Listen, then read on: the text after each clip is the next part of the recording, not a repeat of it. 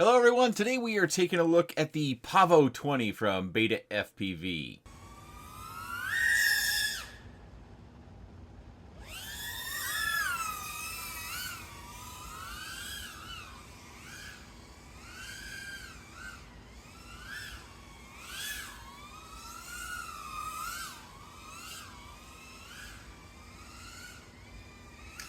Oh geez, that was bad. And this quad comes in at $104.99. Of course, that's US dollars. But the big cost, it doesn't come with any sort of video transmission system. You don't have to do the DJI-03 air unit as I've got here, but you can also do walk snail. They include a mount for walk snail in the kit.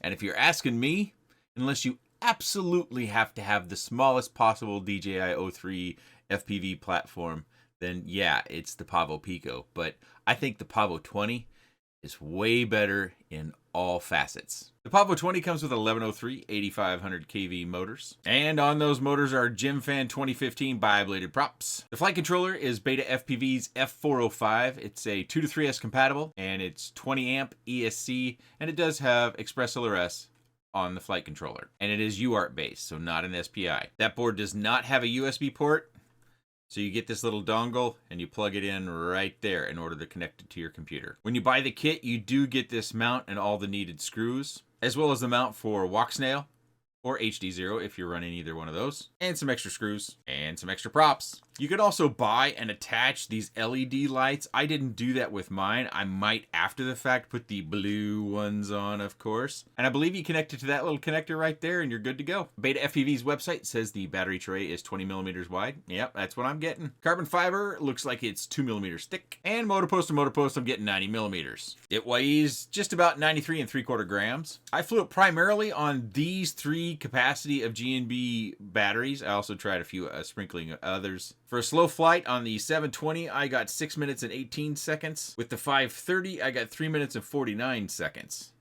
Unfortunately, I didn't slow fly test the 660, but you're going to see this one in my faster flight. With the 660 milliamp 3S battery, it weighs 142.84 grams. With the 530 milliamp 3S battery, it weighs 132.3 grams. And with the 720 milliamp 3S battery, it weighs 146.95 grams. The only other thing I got in the box with this BetaFPV card, which it has some QR codes that you can scan to get some additional information. We're going to start our flight footage with the slow indoor flight. It's actually kind of a crossover indoor-outdoor, but I'm not going to narrate as I typically do in the first segment so that you can hear the quad and how much noise it makes. Yeah, these are noisy. Keep in mind, in my house, we have hardwood floors, a lot of structures, so you got a lot of sound vibrating around, maybe making it a touch louder than it actually is. But in general, these are always pretty loud. And I say this now because I oftentimes get this question of how loud is it? Well, my ears might determine the sound differently than yours. So it's best that you watch this video and any other videos of quads you might be interested, because I always include flight audio.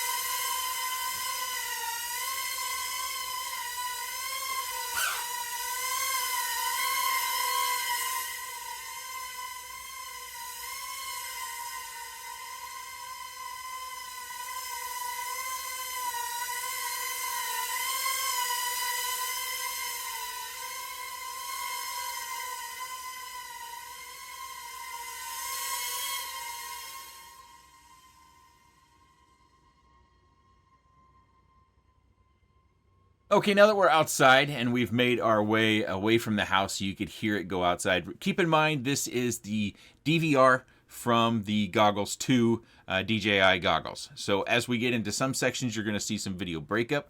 Of course, you have the recorded video on the VTX itself that we can pull off, that not only would it not have that breakup, it also doesn't have any of the OSD elements. And as far as flight information, data, details, however you like to look at it, I think it's really important for me to show you those flight statistics from the Betaflight OSD. That's why I've included the goggle DVR here. I do have Rocksteady on. I've been advised that when it comes to these sorts of quads, at least while I'm doing the slow flight, to please have Rocksteady on, so I can oblige with that. So we have Rocksteady in this case. I did not pass this through gyroflow or any other sort of video stabilization. This is raw, off the goggle DVR into my computer, and then I blend in the aforementioned flight audio that I record on a secondary camera. We will be going back into the house. When we go back into the house, I'm going to turn the volume of the quad down so that I don't blow anybody's ears out. I don't think this is the loudest of the group by any stretch, but I also think that it's quite loud, especially if I'm going to try to narrate over the top. I don't want to be trying to yell or pump up the volume on the narration side. We do have some wind on this day. This was actually a little while ago. I wanted to get this, not a little while ago. This is only a couple days ago. This past weekend, whenever this video goes live, I had gotten the yard done, and I wanted to get that documented, how nice it looks, because it probably won't look this nice again until next spring, because winter is coming and the leaves are falling. Nice day, about 73 degrees. Winds stated at 9 miles an hour with gusts up to 16 miles an hour on this particular day. And the yard just looks so nice with all the leaves picked up and freshly cut. And I do get asked a lot about landing in the pool. A detail that is missing those people is 99.99% of the time when I'm flying, the pool cover's on. It might be kind of camouflage because it is a blue pool cover, but that's a mechanized. There's an electronic motor and some cables that are inside the cement that goes around the pool, that we have a switch that we flip the switch one way and it rolls the cover back. We flip the switch the other way and it pulls the cover off. So that's how that works. So I don't, even when I crash, which I think I have a crash that I'll play in this video with this quad, I just land on the pool cover, so no damage there. I did show you initially that first crash, and I wanted to include this flight because, yep, fell down the stairs. I thought that was another good one. Also, a little troubles turtle moding here on the slick surface of our basement floor. Eventually did get it. Thankfully, we got that 3S power that can really rotate those props up. So that's something to note.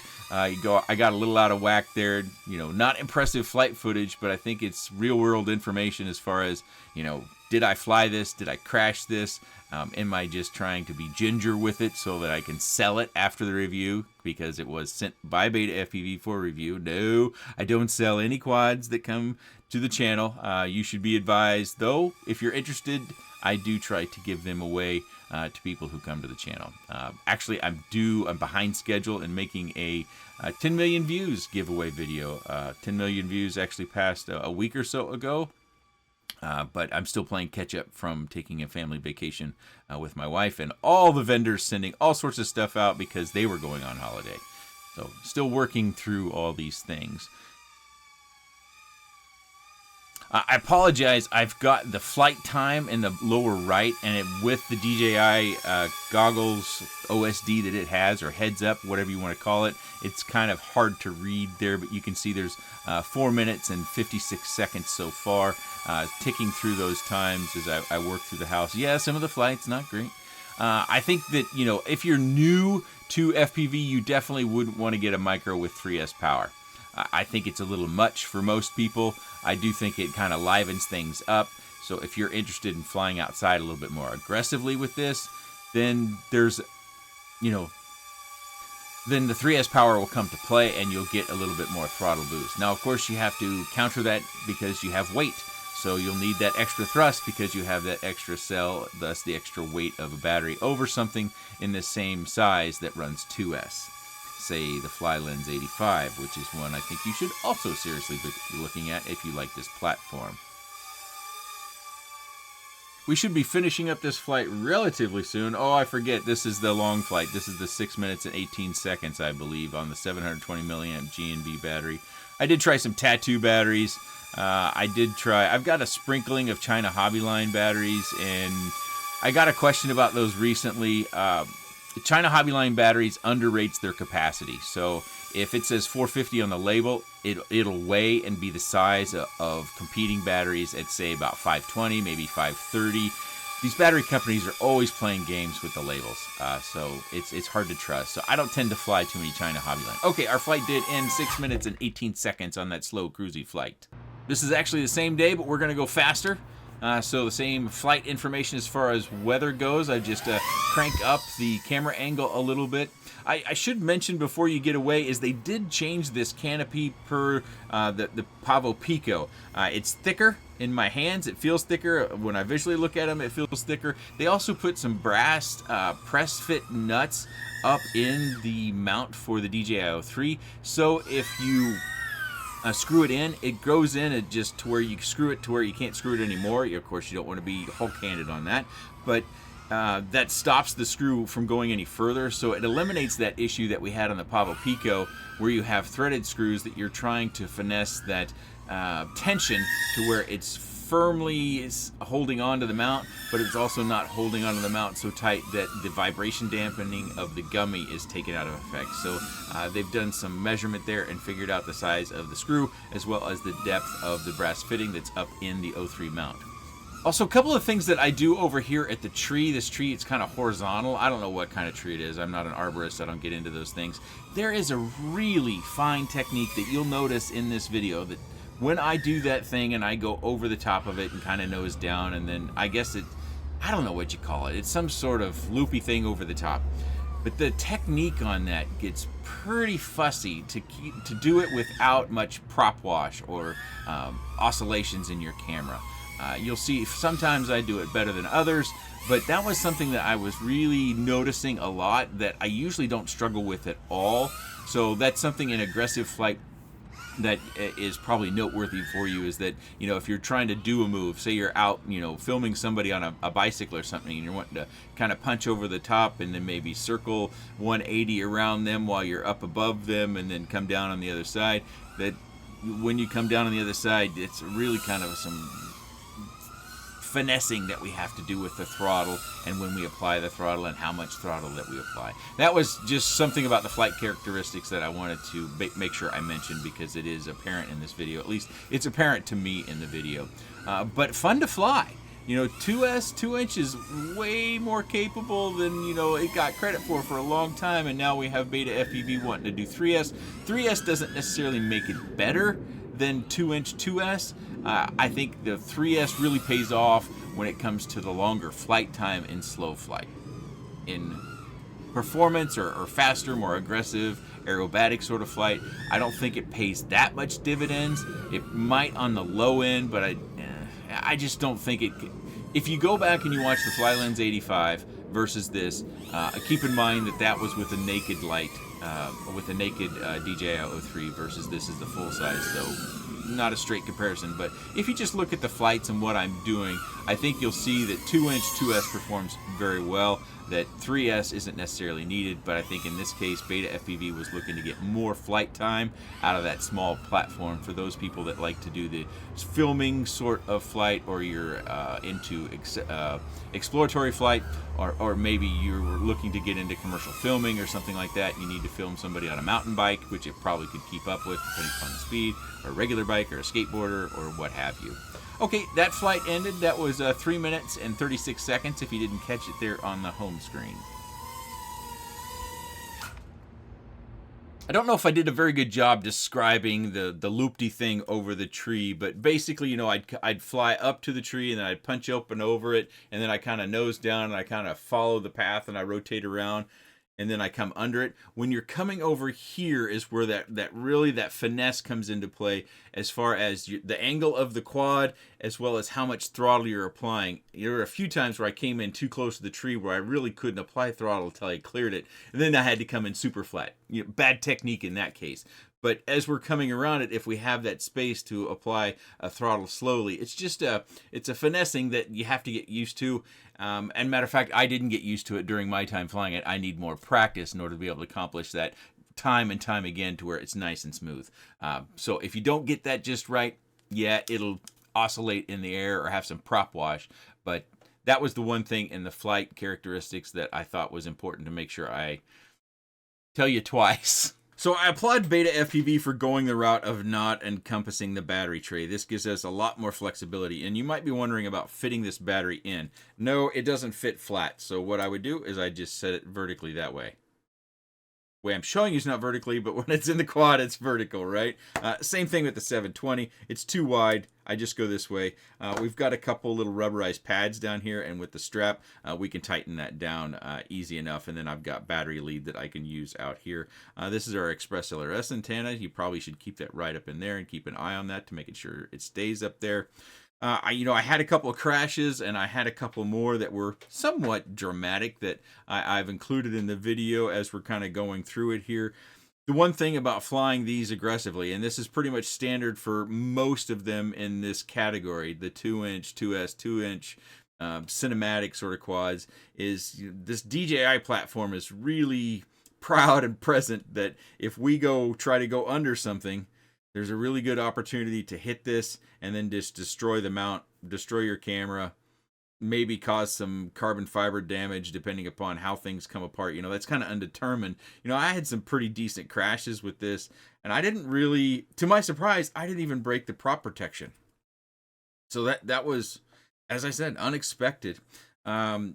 You do have some position here in the camera where you can slide it forward and back. And look there, we do have some slight camera protection with these pieces right here. Just a little bit. Of course, vertically, we're depending upon the DJI camera, which I have a few reports of people destroying these cameras. Hopefully those are not as painful as they seem to be, at least at one point, and getting them replaced. I'm not a fan of having to have a little dongle for our USB port. I get it. I'm just not a fan. It just seems like it's not such a small platform that we can't have a USB port. I mean, we have a USB port on 65 millimeters. So, yeah, I'm not a fan of that. It works. I just don't like the fact that you have to keep track of that secondary dongle. What happens if you misplace it? Now you got to go find one to order or ask a buddy for one if you happen to be so lucky to have a flying buddy with one around. Of course, connecting the platform, the cable that comes between these does come with the kit, so you don't need the one that comes with the air unit. I think you could go with the light or the ultralight that CineWhoop is selling and put that in here, and it'd probably be a benefit. I'm not certain about that, so don't quote me. By the time we decase it, it might not hold on to that. You might have to do some DIY with doing something janky if you wanted that extra weight savings and, running zip ties around you. I mean, we've got space down here, so you could run zip ties around that to secure this, even if it didn't clip in. And now that I really think about it, no, it's probably not going to clip in nicely. You might be able to use the walk snail bracket to your advantage if you wanted to go with the light version. I would like to go with the light version just because of the benefits, but if you go with the light version, then your 03, your $230 or $240 air unit is more exposed.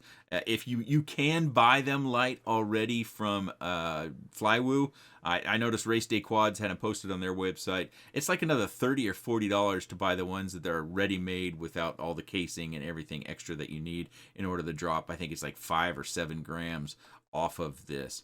But that is something that you can look into doing in order to save some weight, whether that's for longer flight time because we decrease weight, less thrust has to be produced in order to give us momentum or just get us off the ground so we fly longer, or more performance if this is something that you did like and wanted to see. As far as the assembly goes, like I said, I was pleased that I had those crashes, one on cement, one into the fence post. I think there might have been one into a tree or in the top of a tree, and then it fell down. The grass was short when that happened because it was all beautified. As far as the assembly goes, I really don't have a problem with how they constructed this. Obviously, with the platform up here, like I said, this is subject to damage and being sheared off. Whether that actually happens or not, it's going to depend upon how wild and crazy somebody gets and maybe you might say reckless. The screws are all hex-headed, which is a rarity in these micros, but this is an 1103 motor, so we can use a typical 1.5 millimeter screw. These are hex-headed, so I approve completely. I always like to see one screw head on there, or at least as few screw heads as possible. Usually we see hex and then Phillips. In this case, even the screws they have in the camera are hex-headed, so I don't know that there is a single Phillips on here anywhere, because your screws to mount the the DJI-03 or walk snail, whatever you put up here on the Pavo20, they come from underneath. You can see all my grass and schmutz up in there. They go from underneath into the frame itself.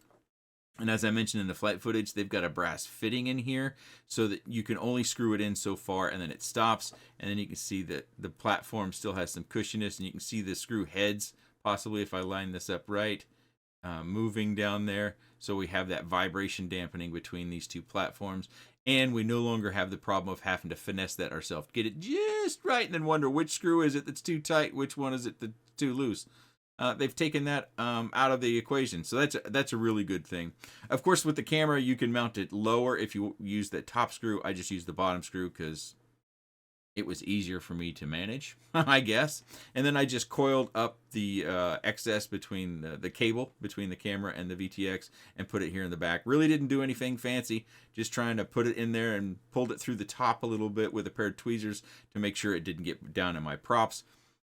More could be done. That would be safer than what I've done. Motors are all on connectors, so replacing them should be pretty straightforward if you should need to. Of course, the big component outside of the O3, your flight controller is going to be pretty dang expensive. I haven't looked at that, but I would expect it to be $60 to $70 for that flight controller, just because that's the way things have gone with our electronic components. They just keep getting more expensive. So that's a majority of the cost. It might be cost effective if you were to buy one of these and have a flight controller die, maybe land in water, what have you, to buy another Pavo Pico without the O3, because then you get the mount, you get more carbon fiber, you get the prop protection, and you get all the mounting screws and everything. And you have an extra short cable, which that might come in handy on a different quad, versus spending what could be $60 or $70 on that flight controller down there. I said it earlier in the video, but I think it's worth mentioning again. This Express LRS receiver inside here is UART based. It is not SPI, so you can update it just through connecting to its Wi-Fi that it goes into after 1 minute of being plugged in. So you just plug in the USB port, kind of wait for it to time into the 60 seconds, and then it'll flash real fast. You can connect to that Wi-Fi, which is the Express LRS Wi-Fi, and then you can use the Express LRS configuration application to flash it to whichever version that you particularly need. It generally comes with a generic name, and if I recall correctly, I don't think I took a screenshot this time. It's like, it doesn't say BetaFPV, it says like RX 2400. It's the BetaFPV Nano 2400, which is 2.4 gigahertz. So I think that's one, but you know, double check, hit the BetaFPV website just to make sure I'm not, you know, telling tales out of school. But yeah, a lot of fun. It was a good time. I think the 2-inch platform is a better platform. Again, where to go. If you want the absolute smallest, the Pavo Pico is the smallest, and it performs pretty well. But yeah, I think this flies better, and I thought the image stabilization that as I was flying slowly for that cinematic sort of flight was really stable. I did not have an ND filter or anything on here. Didn't do anything with the video, just straight out of the goggles and off to you. If you are interested in the BetaFPV Pavo20, I believe it's quite widely available. I think this was launched a couple of weeks ago. Wherever I can find it, I'll put links down in the video description to it so you can check out your local resellers and whatever price they might be selling it at. If you have any comments, questions, suggestions, or otherwise, please let me know in the comments section below. Almost forgot. I appreciate your time. Thanks for watching.